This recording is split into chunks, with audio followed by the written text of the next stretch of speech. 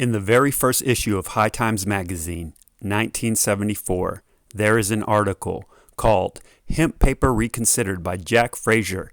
The very first line says, hemp, in parentheses, cannabis sativa. 1996, 18 Action News, Kentucky, interviewed Woody Harrelson. The language of the law is more severe. You know, the rest of the United States is more in keeping with the federal law, which makes some distinction between industrial hemp and its narcotic cousin.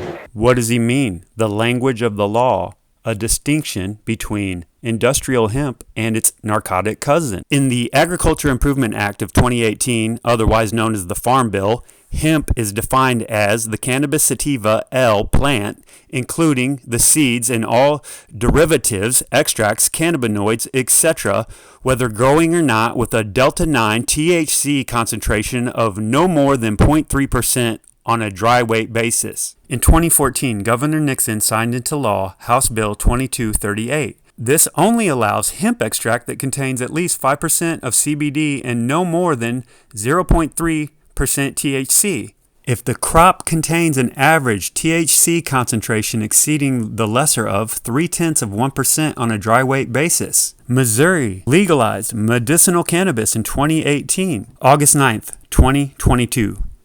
Jay Ashcroft announced that an initiative would appear on the November 2022 ballot to legalize cannabis for recreational use. But what does that mean? That means that you will be able to recreationally use medically approved cannabis. So this is an interesting way of wording something. Marijuana or marijuana do not include industrial hemp concentration that does not exceed 0.3% on a dry weight basis, as defined by Missouri statute, or commodities or products manufactured from industrial hemp. Missouri has issued a new House Bill, number 2641, relating to cannabis with penalty provisions.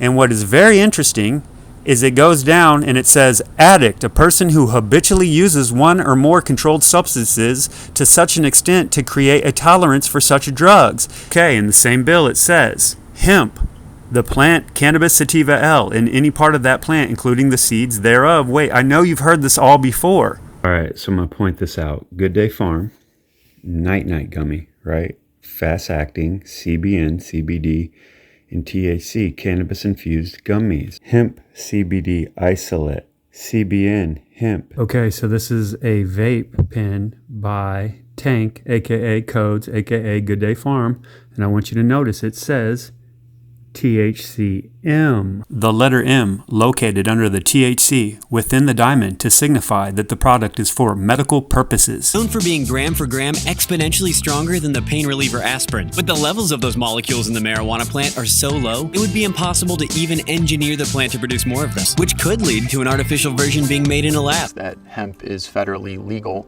and marijuana is federally illegal. And I had been formulating products and using my science degree for that for a while, as I had a lip balm company that was taking off, and it was a flavored lip balm that people were loving so much. They were eating it off their lips so fast they said, hey, turn this into an edible, and I didn't know what that meant. Maybe they've been made in a lab like in 1940, and one of the advantages of hemp over what's been done in marijuana is that we can take all these minor cannabinoids and we can create these blends that don't exist in nature. Marijuana's had access to the same plant for almost 30 years now, and they're still a one-trick pony. It's almost comical. I mean, here is what marijuana can do with the plant right now. Here is what I can do. We're professionals, we're scientists. We have legitimate scientists working at our facility and creating these products. It's a defined meaning. So when we say synthetic chemistry, we're talking about reacting compounds together in a certain manner to get a new compound. The same thing is true in the cannabinoid space, for example, THC. THC is the end product of a really long biosynthetic chain. Okay, starts way back here with the Livitol, and turns into levitolic acid, then it turns into CBG, then it turns into CBD, and these are acids, CBGA, CBDA, then it becomes THCA, and ultimately it becomes THC. And so that whole process, enzymatic process, would be called biosynthesis. But in chemistry terms, strictly chemistry terms, synthesis and biosynthesis are indistinguishable. So I can use the same compounds in a laboratory, in a beaker, use those enzymes and end up in the same place, and you can't tell the difference between the laboratory-made THC biosynthetically and the plant-made THC biosynthetically. It's the same chemical. It's the same chemical. Yeah.